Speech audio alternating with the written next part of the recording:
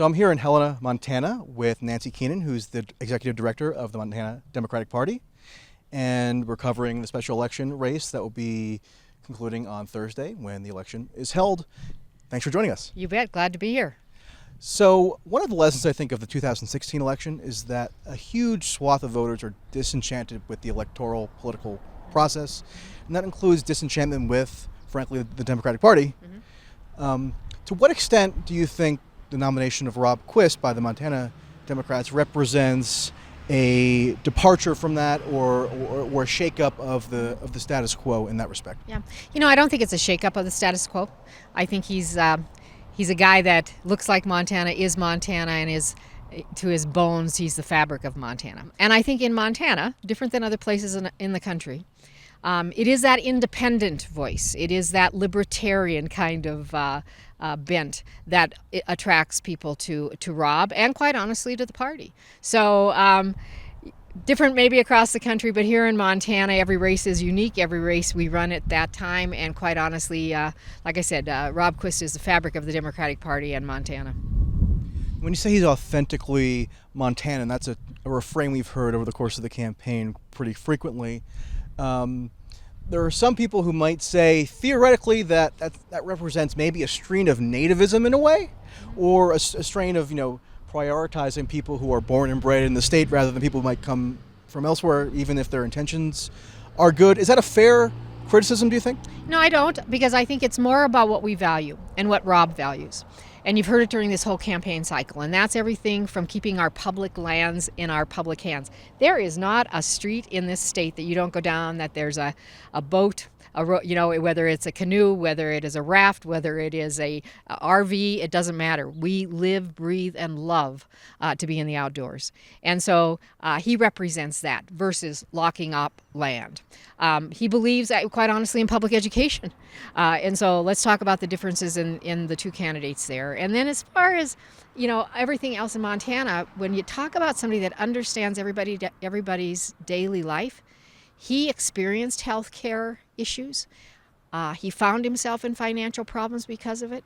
He can identify with Montanans that are afraid about what's going on in Washington on health care. And I think that's just resonating out here right now, especially around the issue of health care. Now, nationally, there has been an energization of progressive and liberal activists around, obviously, the ascendance of Trump. To what extent do you think that energy has informed what's driving the campaign here? Is it separate? Are the local dynamics separate from the national dynamics such that it's not really relevant, or is it kind of a confluence of factors? No, out here, quite honestly, I was just on with all the Big Sky Rising groups, okay, and the Indivisible groups. And so we work very closely with those groups in the party, and together, as we say, who are we going to elect this time?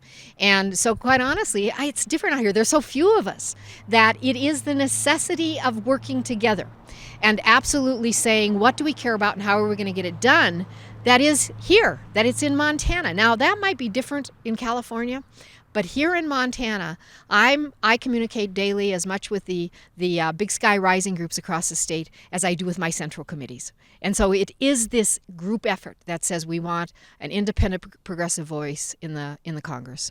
Now, when you say you coordinate and communicate with the Indivisible and the Big Sky Rising groups, what does that consist of? What does that mean in practical terms? Everything from being on Facebook and being on and making sure that people know about events and are there for Rob, whether it's knocking doors, because we've had enormous, unbelievable volunteerism in this state with those groups who are knocking doors, making calls.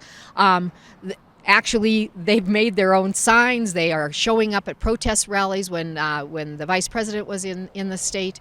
And so it is all of that says we're here and our voices need to be heard. One thing that the Democrats seem to be pretty fixated on in Washington, D.C. is this issue of whether Trump and his campaign colluded with Russia. I haven't heard much talk of that in this campaign. Do you think that's a relevant issue here, or is that something that people view as something that preoccupies the people in D.C.? I think mostly that preoccupies the people in D.C. And it doesn't mean that they're not aware of it or that they don't have concerns about it. But I'm going to go back again to what their daily lives look like. And their daily lives mean, as that woman before just spoke about, I've got to get my kid to daycare. I've got to get to work. I've got to make sure I have health care. I'm working 2 jobs. Am I paid enough?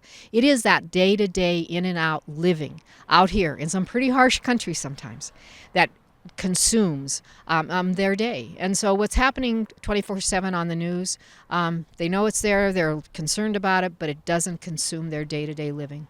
Can you just describe what the process, because obviously with the special election there was no primary held, Right. you could just summarize or distill the process that went into the nominating Quist. How did that work out? Yeah, so when you have a vacancy in the U.S. House, you must have an election.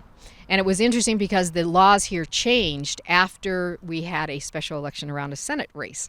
And so it required then, by state legislative law, it required that we have a nominating convention done by both parties and that there be a special election held within 100 days. Now, had that just been left, we would have had a regular primary and a regular election in November. But the law was changed in the legislature that put this special election caveat to it. So a little different process than you've seen in most places.